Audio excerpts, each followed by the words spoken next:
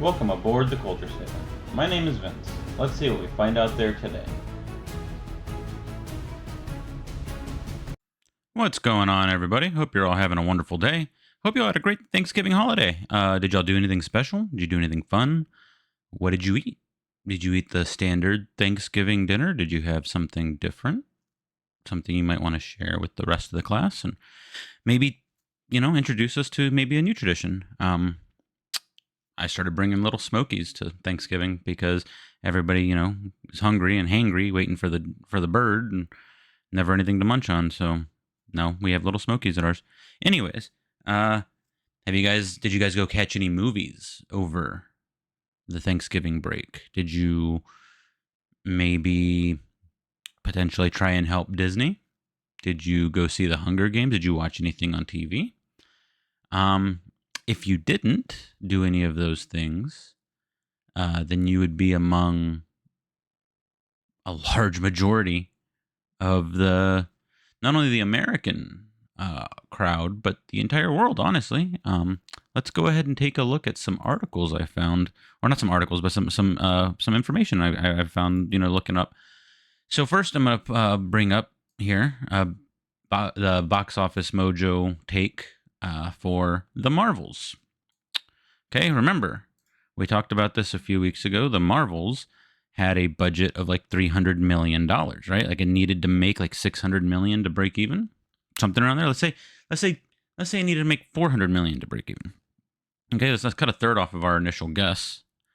And with that being said, we still have, after 18 days, this ended on, this calculates up till Sunday, so it doesn't take in yesterday's take, which, let's be honest, probably was almost nothing. It has grossed domestically $76 million, internationally $112 million, for a worldwide total so far of $188,755,559.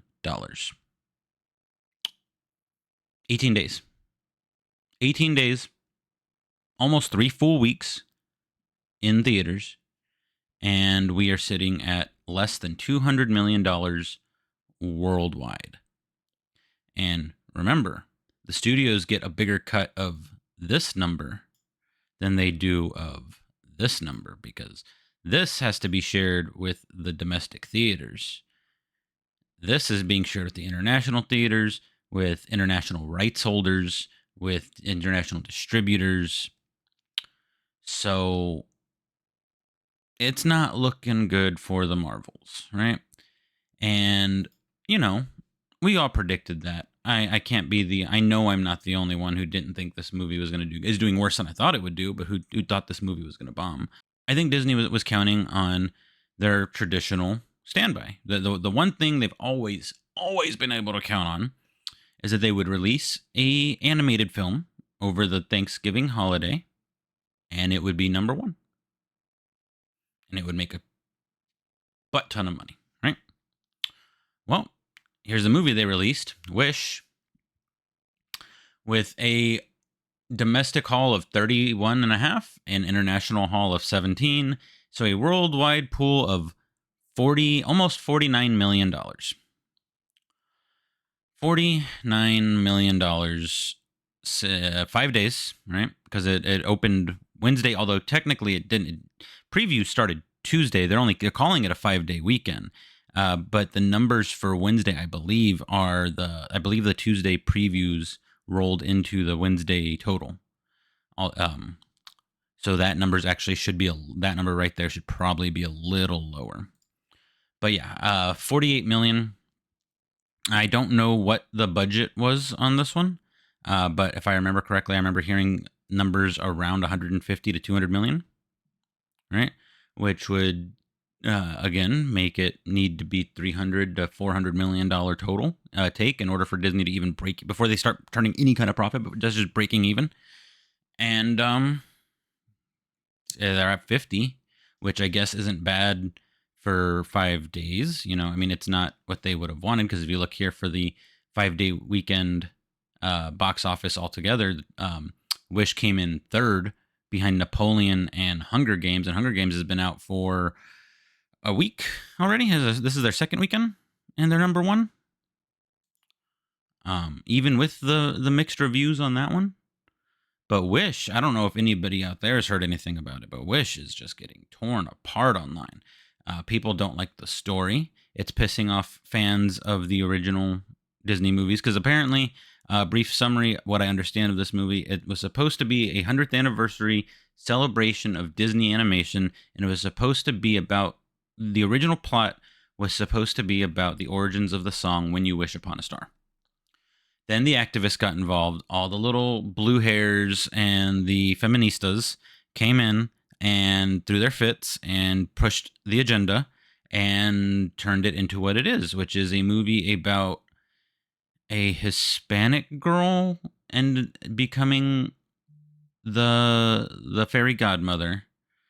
The evil king is evil because he won't basically do what Jim Carrey did in Bruce Almighty, where he just said yes to everybody's prayer and everybody got what they wanted and it ruined everybody's lives. My understanding, that's basically the big bugaboo about the bad guy in this movie is that he won't give everybody their wish. And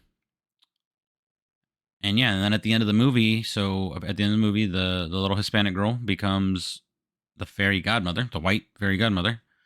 I guess when your hair grays, your skin whitens. The king is trapped in the mirror, the magic mirror, the mirror on the wall from Snow White.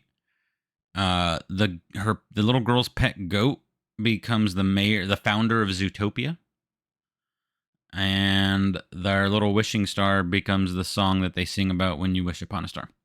That's my understanding, at least. Don't quote me; I could be completely wrong on that. I honestly don't care enough to find out. The clips I've seen and from what I hear, the animation, its style itself is gross. Like, it just doesn't look good. It's supposed to be a celebration of Disney animation while putting out what is potentially the worst animation Disney has ever done, as what I've been hearing.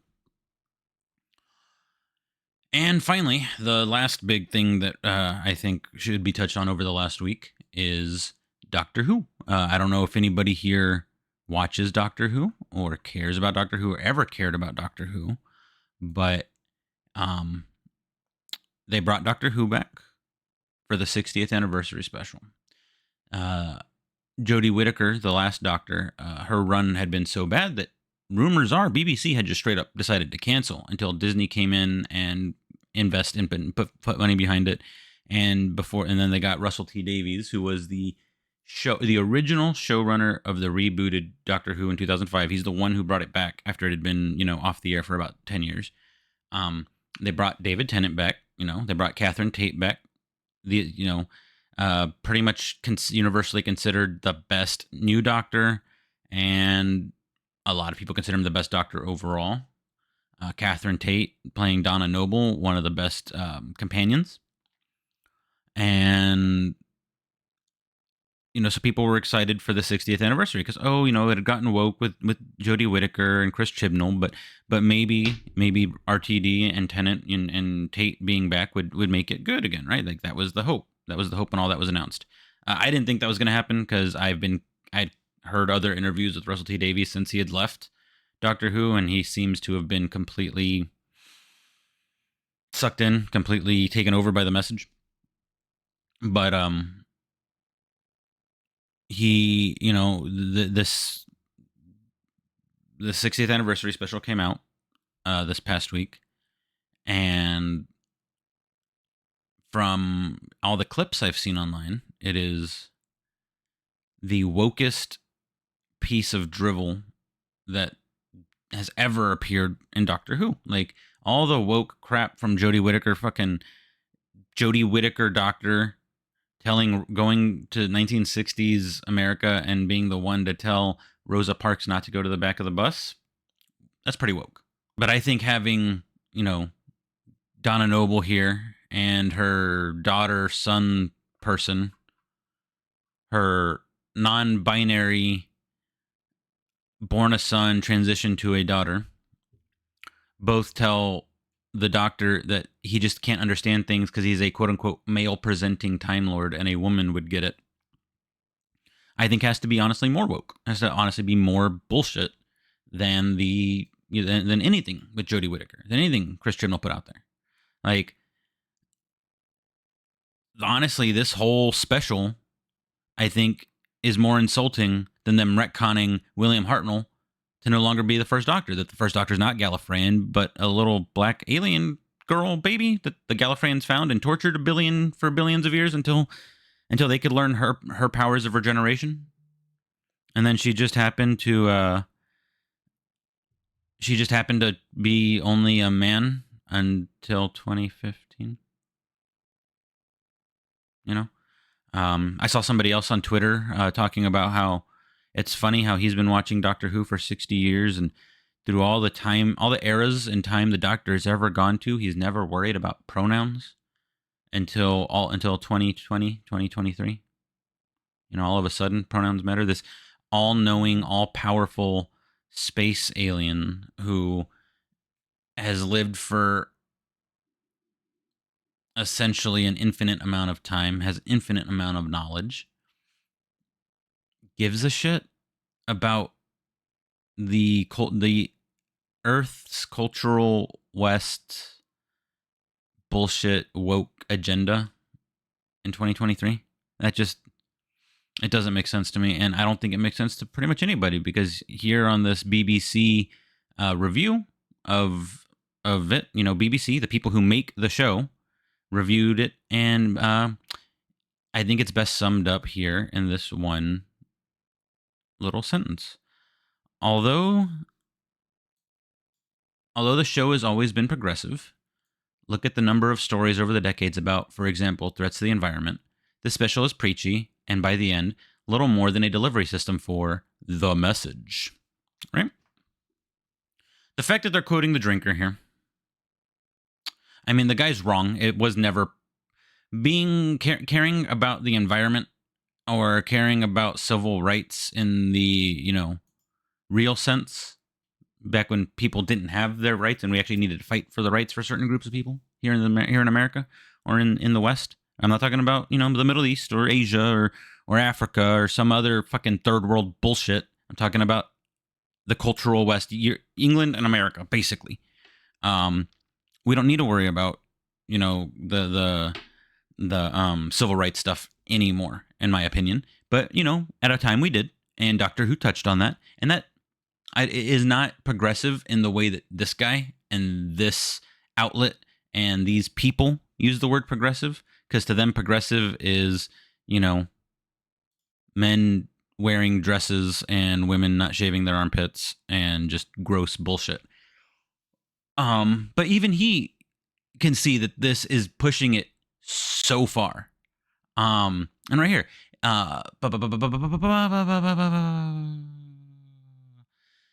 if you've been indifferent to Who, this won't be the episode to convert you. And if you're altogether new to the show, you'll probably wonder what all the fuss has been about. And that is 100% the truth. Who cares? Like, why would anybody... If this was the first time you saw Doctor Who, again, haven't seen the episode, only seen clips. And from those clips, I can tell you, if that was the first time I'd seen Doctor Who, I'd never have watched it again. It actually took me a minute to get into Doctor Who, because the first episode I watched was the first episode with Eccleston with the plastic people, and that episode is fucking garbage, right? Luckily for me, my wife kept watching it, and eventually I got sucked in, and we were really big Whovians. Really big Whovians for a while. My wife has a collector's edition David Tennant figure that she wanted to get signed at one point, and wish she had, because it would sell for a lot more now that we're going to get rid of it. Disney'd it. They honestly, I think they Disney'd it worse than they Disney'd Marvel or Star Wars, because at least with those I can go back and enjoy the old stuff. I can't even enjoy the old Doctor Who now. It's such bullshit. Like, Davies it's gone. He did so bad with this, and Chris Chibnall did so bad with his run, that it makes me go back and look at older stuff and older episodes and be like, there it is. That's where it started. They're already pulling their crap. They're just slowly sneaking it in. Like when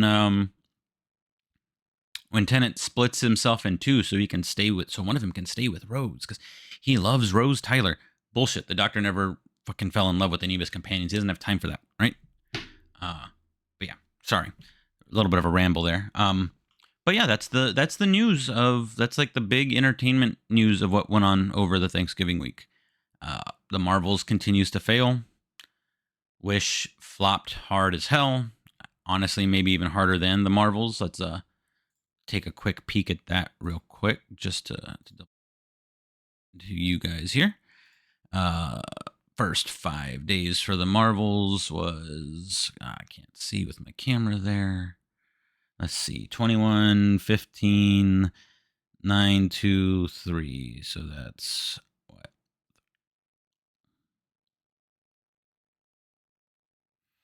It's about 50, maybe 51 million, 52 million, somewhere in there. And Wish was 48.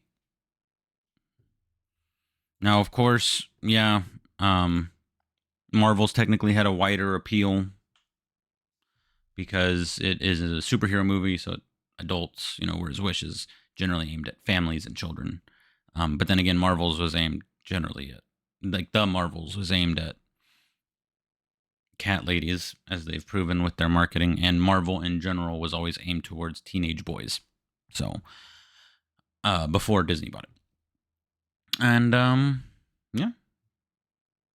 Does any of this surprise you? If I'm surprised by anything, it's just how bad they did. I'm not surprised that they did bad, but I thought that they would do a little better. I guess more people out there have their eyes open than I thought. That in and of itself, honestly, makes me happy. It's kind of a white pill moment. If either of those Disney movies had done well, that would have been very black pilling to see that nobody has opened their eyes yet. But it looks like people are waking up. Like JP Sear says, awake, not woke. And let me know what you guys think down in the comments, and I will talk to you guys next time. Thanks for stopping by. If you like this video, make sure to like, share, and subscribe, and follow me on the X at CultureSailor1. I'll see you next time, and as always, fair winds and following seas.